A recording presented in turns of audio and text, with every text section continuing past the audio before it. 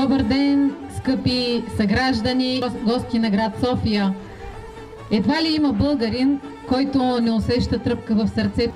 В моменти като този, всеки от нас се чувства горд с миналото и онова, което са оставили предците ни, с настоящето, което изживява, и с бъдещето, което иска да създаде за децата си. Колко е важно всеки от нас да бъде пазител на българските традиции. Днес ние тук сме се събрали, за да разкажем и покажем именно това. Да споделим заедно един незабравим момент, а именно рождения ден, нашата 4-та годишнина от основаването на Българския национален кулинарите фестивал Пъстра трапеза на гости на моя град, който ще отбележим, както знаем, виждате днес, в София, официалната наша столица на фестивалът за 2012 година. А сега ще дам думата на виновника за това събитие, който е тук до мен, шеф Иванов. Заповядайте. Благодаря, искам да ви кажа благодаря, че отново сме се събрали заедно. Отново в София, отново да празнуваме рожден ден и отново да поставим начало на празниците на нашия хубав град, които тепърва предстоят. Благодаря ви още веднъж за това, че сте тук. И това, което искам да ви помоля, е да не пропуснете нещо, това, което предстои, именно много интересни демонстрации на професионалната кухня, много интересни ястия в кулинарната изложба, не на последно място страхотни занечии, които са днес тук за вас. Тези, които искат да седнат на сянка малко да порисуват, могат да заповядат при дечицата на пленера за детски рисунки и рецептите на баба, който тази година отново имаше участници от 26 области в страната, но и 8 държави, българчета от други страни бяха участници. Искам да им обърна огромно внимание върху нашата малка лъжица, символът пазител на традициите. Днеска е официалното представяне на този... Аз искам да благодаря от името на организаторите на кулинарен фестивал Пъстра трапеза на гости на моя град, да изкажем нашите най-големи благодарности към Столична община, отдел култура, лично към кмета на град София, госпожа Фандъкова, за подкрепата през всичките години.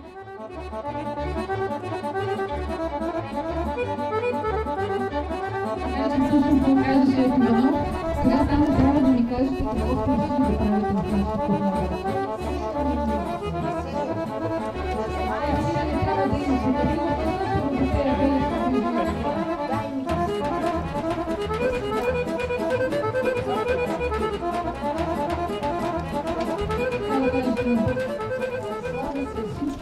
Което домакинята има домати, краставици, лук, стар лук, чушки, печени, белени и надърпани, а не нарязане с ножче.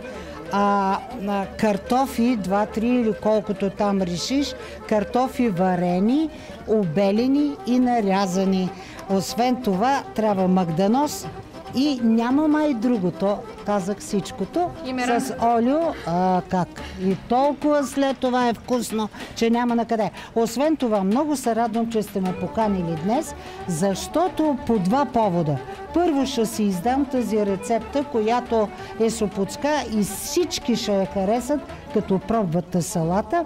И второ, защото ще се сетите, че аз не мога да готвя добре. Ама никак.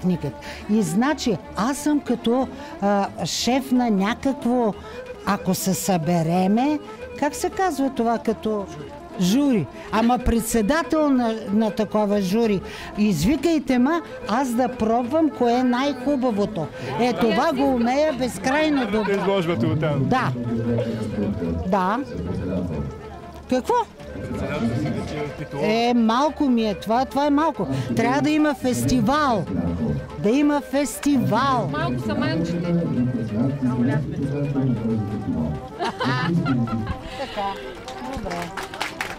Към горещите не мога да се докопам да журирам, защото аз трябва да му първичен глас, нищо, че така, нали? Който се е сетил първи, той ще бъде жури. Аз ще бъда на кулинарното представление, шоуто. Аз ще бъда. Добре, съгласих се. Добре. Да започваме ли? Ако искаш да... Айде да започваме. За колко минути да направя салат? Нямаме за скорост. Няма време, важното е после да можем да я пробваме. Получаваш тайм бонус. Сега първо човек си мие ръце. Така, ето ги. Почвам лудо. Първо е лука. Може да не е лука, каквото имаш в началото. Но аз имах готов лук и го правя. Извинявайте, само ще прекъсвам, само искам да отбележа за всички, които се случи, Астор вече е сред нас. И така. влиза в кухнята. Дай да го нарежа и него! Дай да го нарежа! Добре дошъл. Здравей, идвам да ви преча. Сега. Мене няма нужда да ме поздрави, защото го заплаших, че ще бъде нарязан на салатка.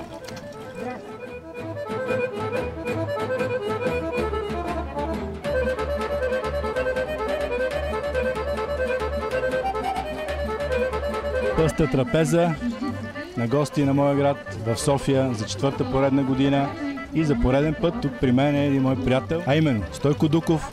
За пореден път гостува на Пъста трапеза, за да готви страшно интересни неща. Какви са те? Сега ще разберете. Моля те да се представиш и да кажеш на нашите приятели какво ще им приготвиш днес. Да, аз само да направя уточнение. Предишното издание на Пъстра трапеза участвах като съветник от Общинския съвет, а в момента съм кмет на район Витоша, зеления район на София. И един от районите, които така най-бодро и искрено пазят фолклорната традиция в кулинарното изкуство. Разбира се, ние трябва да използваме тези гозби, които сме готвили в предишни издания, за да запазиме традицията. Знаете, на предишното издание готвихме таратора Борисов и салата фандъкова. Таратора Борисов е силен, със силен вкус. Салатата фандъкова е добре подредена, красива, както града ни става в последните години. Но трябва да се развиваме, трябва да добавиме поне две нови ястия. Новото ястие, разбира се, след откриването на Софийското метро трябва да посветиме нещо на господин Барозо.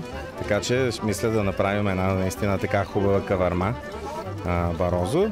И разбира се, все пак човек трябва да има предвид откъде идва, на къде отива. Така че сме приготвили едно ястие да използват хората стар хляб. Ако закъсат, тя се казва трошенца тройна коалиция. Така че имаме доста сериозен подбор на ястия. Ние започваме да готвим. Да, започваме. Предлагам да започнем с таратора. Добре. Нали като...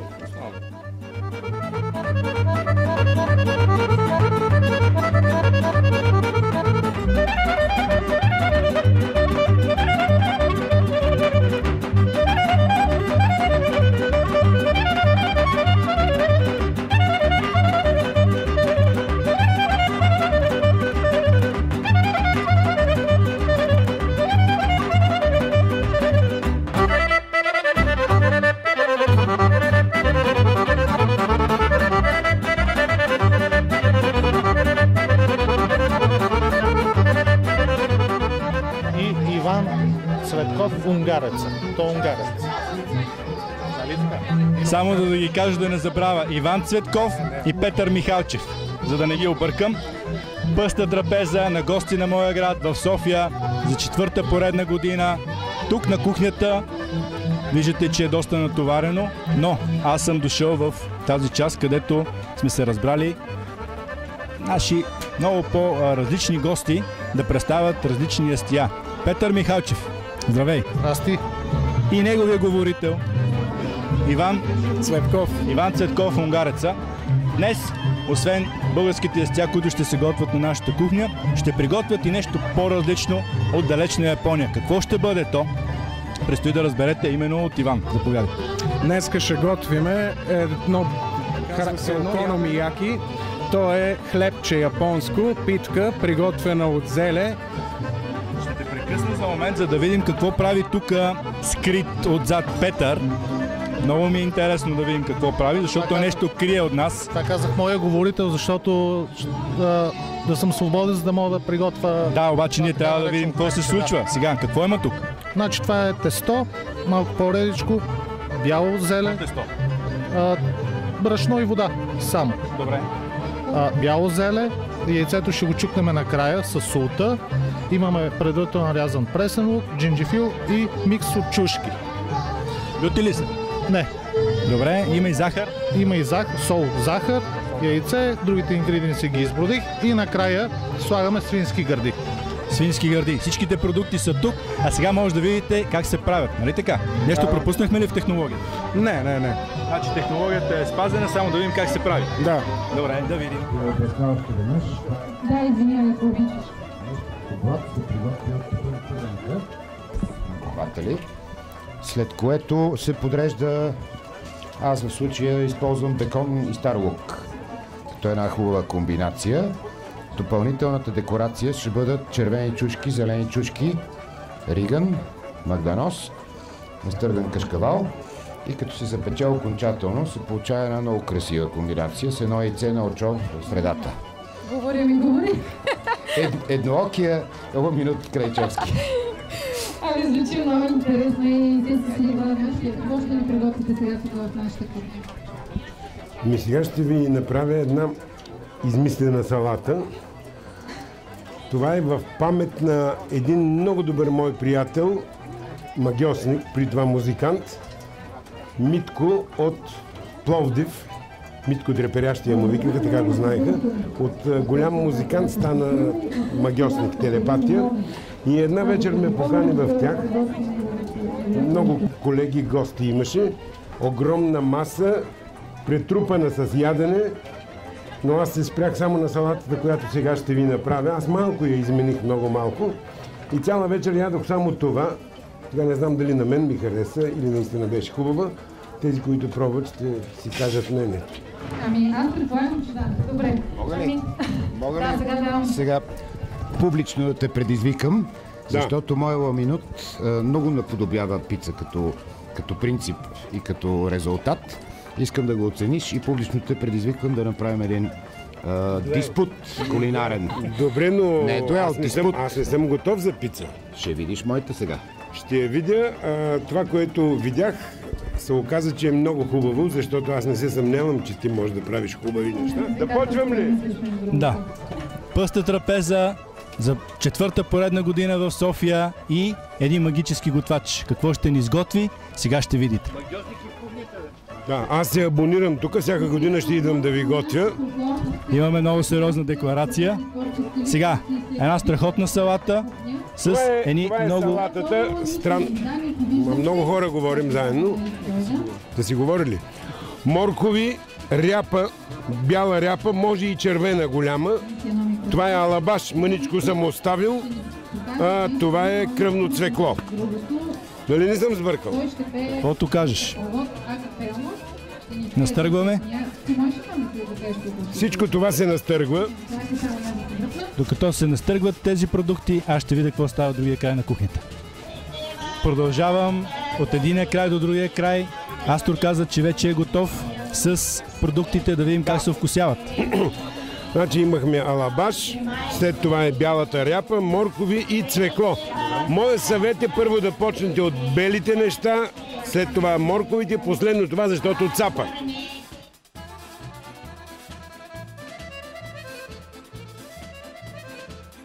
Всякаква ракия и мастика може вече. Вече знаем каква е тайната. А сега много бързо... Ракия и мастика не може, а трябва. Задължително. От името на бираната партия отговорно го заявявам. Трябва.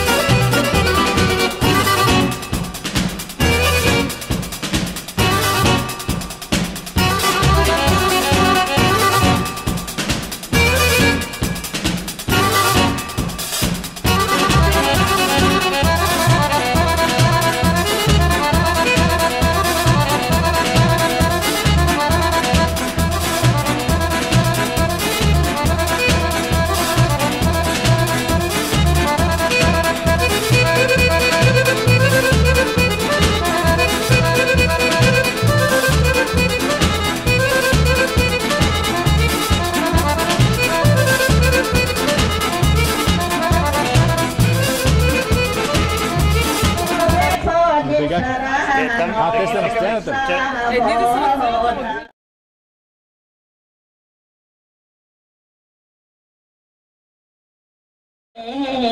Пъста трапеза на гости на град София за четвърта поредна година.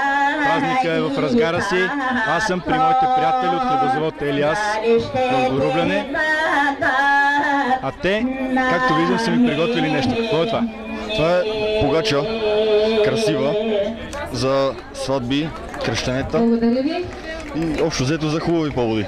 Всички приятели на Пъста трапеза много добре познават погачите, а сега ще я взема и ще я дам на нашите гости.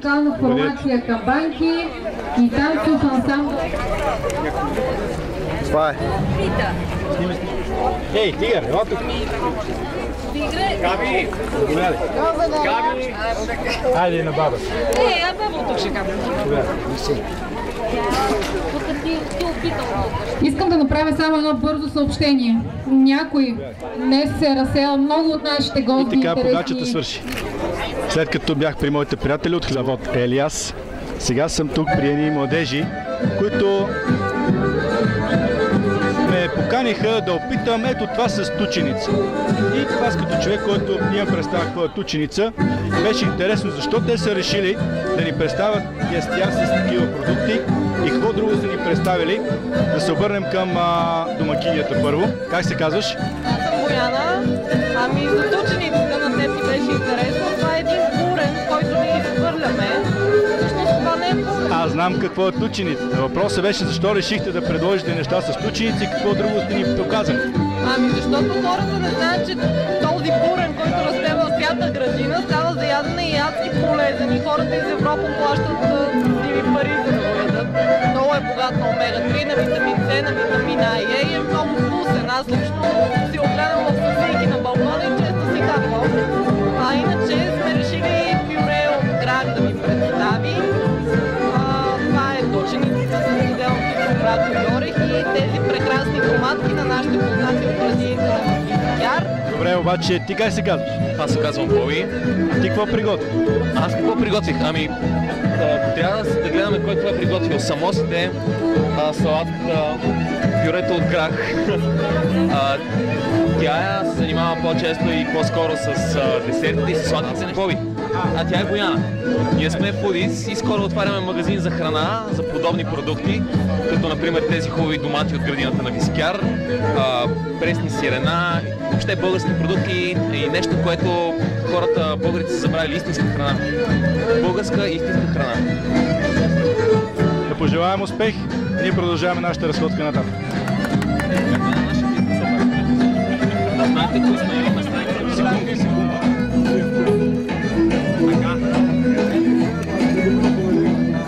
Ето, че вече сме пред страхотната баница, която дойде от Владая, от Чичо Сашо. Ето го и Чичо Сашо. Да ни кажеш колко време прави тази баница? Тази баница я правиме 4 човека, 25 часа. Ето, сега вече знаете технологичната подготовка. Да. Страхотно е, благодаря. Да. Умееме да правиме, умееме да ручаме. Живи и здрави сте всички да си хапнат.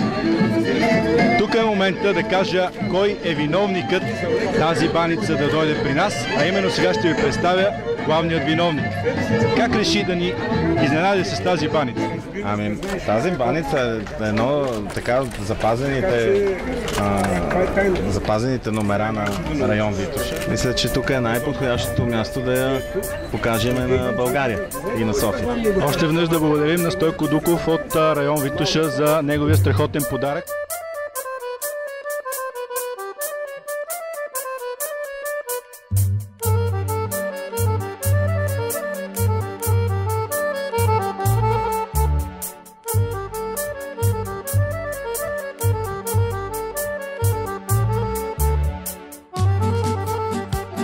Разхождайки се през Пъста трапеза на гости на София, зад паметника на Съветската армия, попадам на едно място и ми казват: аз съм пазител на традицията.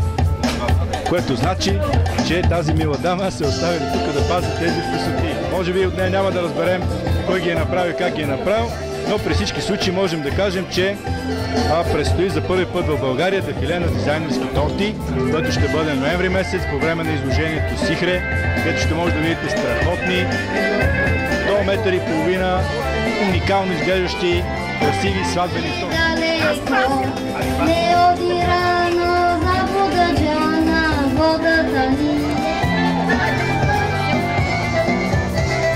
Ето ме най-накрая и при вас с 10 часа закъснение. Много ви благодаря, това, че сте тук отново на Пъстра трапеза, да можем да покажем на нашите гости едни ястия, които няма къде друго да видим. Кажи ми ти как се казваш? Живка Стоименова се казва. И какво сготви? Яйца с лук миналата година ми дадохте награда в Жилица за тези яйцата. Ти добре, че помниш. Госпожа Гецова награди с комплект ножови за тези яйца. Добре, че помниш, даже щом като кажеш за комплект ножови, вече съм сигурен. Нали? Помня кой вече. Помня със сигурност. Добре, какви други ястия ще видим днес тук? Ами, гювеч, зеленчуков гювеч, градински гювеч, това е с охлюви, това е градинска супа, там е с лясковска бамена супа. Айде сега всеки, който е приготвил нещо, да ми разкаже как го е правил. Как направи тези яйца? Ами нарязвам лука като за супа да дребно, печен, сглобих лук, задушавам го в една тенджерка с водичка. С олио. Ама го задушавам само с водичка, после го изсипвам в тавата и наливам олио. Една супена лъжица брашенце разсипвам, червен пипер, червен много малко и един бульон слагам, зеленчуков. И го меродийка и го наливам водичка да се покрие един пръст и го мъжкам. Добре, как се казваш ти? Аз съм Марика Добрева. Аз приготвих моите традиционни раки и гражданарска чорба. Какво има в чорбата? Чорбата има всички зеленчуци, които се намират в нашите градини, без патладжан. Картоф, лук, морков, зелен фасул, грах, бамя, морковчи и подправка. И много любов за приготвянето. Тук вече тази подправка аз много я обичам. Без нея нищо не става. Добре, благодаря ти. Още веднъж специално да благодаря за това, че успяхте да дойдете днес на нашия празник. Наистина много съм така благодарен за това, че приготвихте тези вкусоти.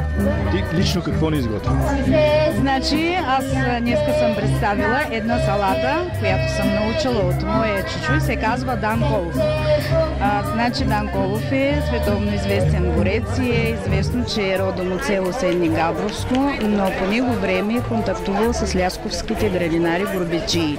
И те са го гощавали с тази салата от печени патлажан, печен пипер, домати прясно и много лук. Много му е харесвало и е казал, че от тази салата му е идвала силата да се бори. И оттам носи наименованието си салата Данколов. Аз мисля, че скоро имахме допир с тази салата.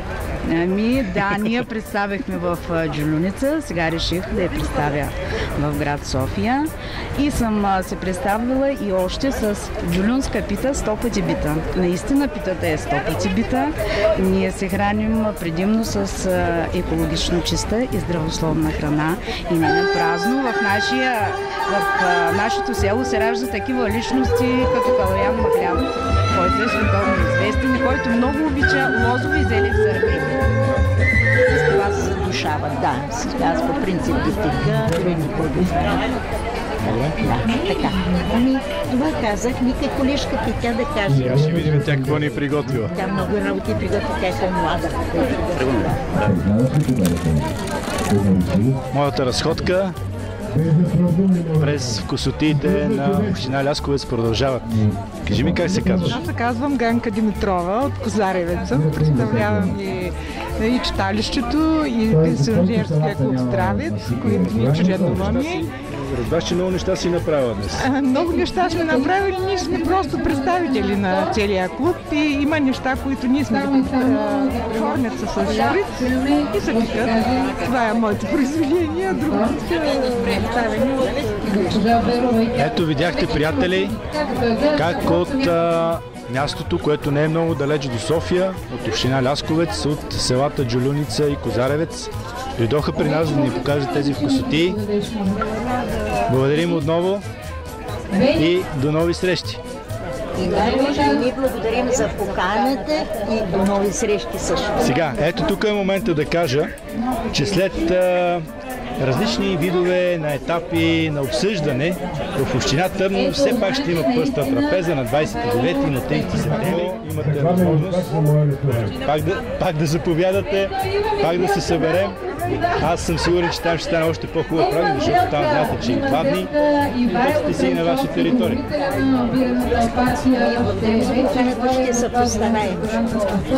Ще се постараем. Аз сега с неохота ще напусна това вкусно място и ще отида да свърша още малко работа.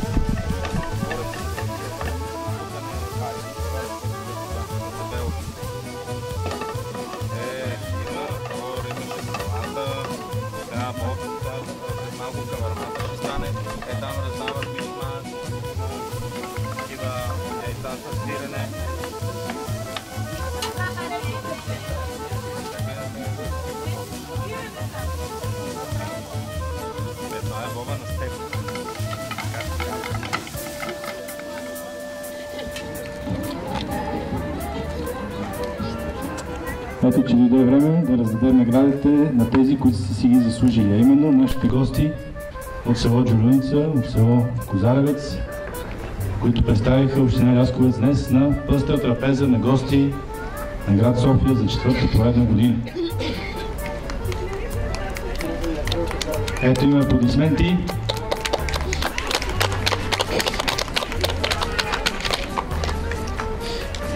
Награда за визия. Или колко е било красиво едно нещо, че чак да не можеш да си откъсиш погледа от него. Аз лично се огледах в едни миленки. Едни миленки, много ми бяха миленки. И награда за визия получават тези миленки, а който ги е направил да дойде да си вземе награда. Една от другите категории в кулинарната изложба е наградата за оригинална рецепта. Аз мисля, че тези хора, които бяха на изложбата, са видели едно ястие, което се нарича яйца с лук на фурна. Здрав, Милчек, търно ще те чакаме. Благодаря. Освен всичко друго и една дъщица, малко ще накиснеш в олио, така 50-60 мл, да се напои, да не се цепи. Който искаш би, това са ваши взаимоотношения. Така. Следващата награда, която е една от най-важните, е наградата за вкус. Някой опита ли супата от бамя? Никой не опита. Никой не опита тази супа, обаче тя взима награда за вкус. Добре, здраво, че е чупливо. Така, следващата награда е за десерт. Тъй като, меко казано, десертите не бяха много, аз мисля, че е съвсем спокойно едно сладко от тикви. Имаше ли такова? Да. Аз мисля, че имаше едно такова сладко. Дето не е писано тук в лист. Щеш, не щеш, това е. Още една награда ще имаш. Между другото, това не се е случило до сега, един човек да има две награди. Няма значение. Те са свои.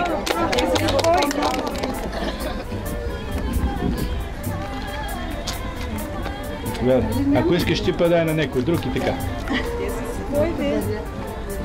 Една също много важна категория в кулинарната изложба, пъстра трапеза на гости на моя град, е рецептата за регионално ястие или регионална рецепта.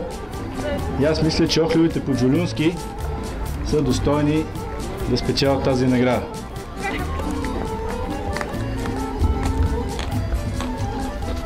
Благодаря. Пак да направиш. Пак ще направи, да ни скажете пак, да сме живи здрави.